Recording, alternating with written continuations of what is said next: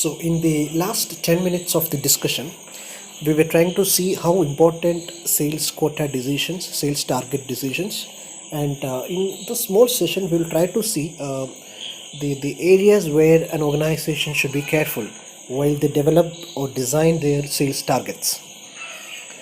I think the most important part one need to be careful, one has to be careful when they develop their sales target is that the number that they're designing or the specifying to the marketing units, that should be achievable and that should be realistic. When I say the number, it is specifically about the sales volume that you are asking the various marketing units to achieve from the market. For example, the target given to your branch, the target given to your executives, the target given to the region. So all these numbers, which are the sales volume or the revenue that you are giving to various marketing units, which they are supposed to generate from the market, that should be a number which has to be approachable and which has to be accessible from the market. So these marketing units should feel that the number specified to them can be worked out, can be gained from the market. Now, if it doesn't happen, if the sales target is not fixed in a systematic or in a scientific way, what happens is that the organization will struggle to get the consumers. They will struggle to get the numbers. And if they're consistently falling down in the sales target from every part of the marketing unit, for example, you are not able to reach to the branch level target, you are not able to reach to the individual level targets, you are not able to reach to the branch level target. So if that happens continuously, definitely such an organization will lose its market. They will definitely they will be gradually phasing out from the market, and your competitor will gradually dominate the market. So imagine if an organization, if they're continuously able to achieve the sales target specified to each and every marketing unit, if it happens consistently, such an organization will definitely flourish. That organization will grow, that organization will expand, they will diversify their products, they will expand their product lines, and you can see that the organization and the people who are around that organization, they'll be all developing. So this is what actually the importance of achieving your sales target. So how can you achieve your sales target? The sales target can be achieved only through your people, because there are a number of people who are participating in this process. There is an executive, there are national heads, there are district heads, there are regional heads, there are branch heads, there are executives working, there are distributors, dealers, retailers. They're all helping you to achieve your national level target plan. So I would always say that sales is the backbone of any organization. Sales is the essential pillar that helps an organization to stabilize its position. So the sales numbers are so crucial. I know the fact that there are many people who are doing MPA or who are doing their professional courses, they are reluctant to step into the sales profession because of this feeling that the sales target is something which will make them in trouble, which will put them in trouble, which is going to irritate them, which is going to give them a lot of pressure.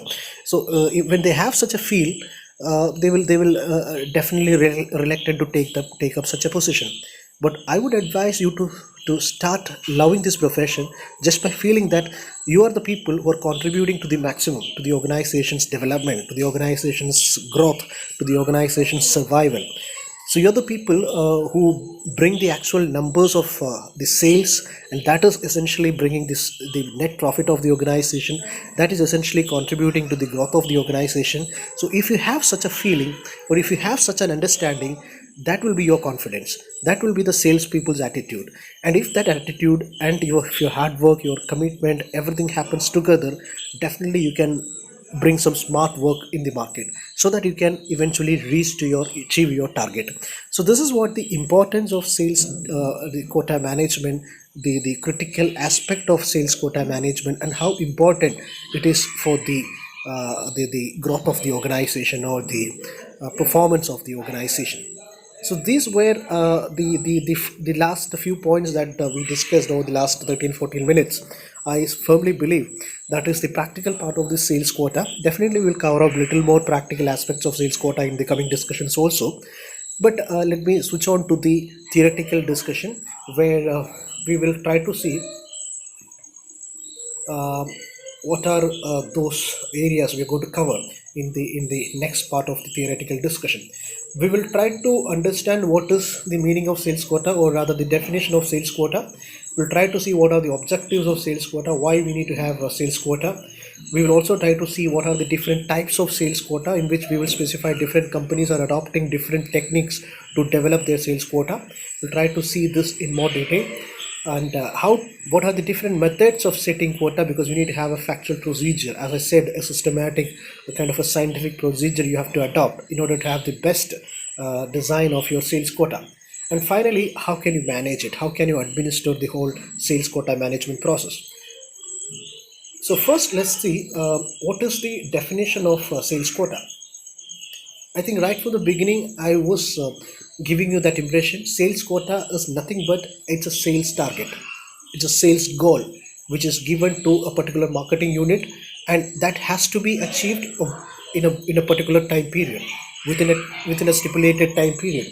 So we talked about a quarter, we talked about a region, we talked about branch-wise targets, we talked about individual-wise targets.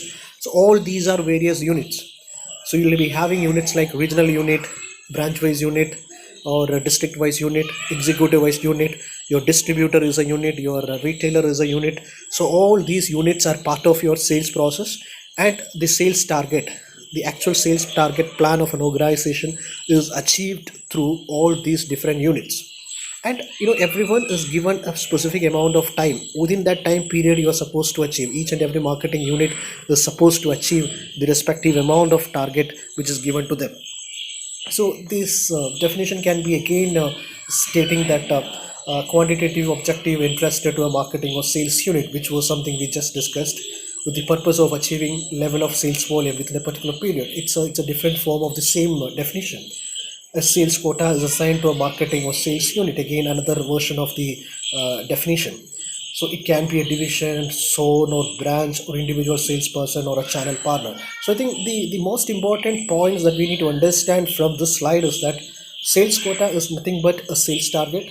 It's a sales goal given to a marketing unit, and that marketing unit can be a division, a zone, or a branch, or a distributor or retailer, or an executive. All these can be considered as a marketing unit, and these units, sales unit or marketing unit, they have to achieve their target within a specific period of time which is specified by the company.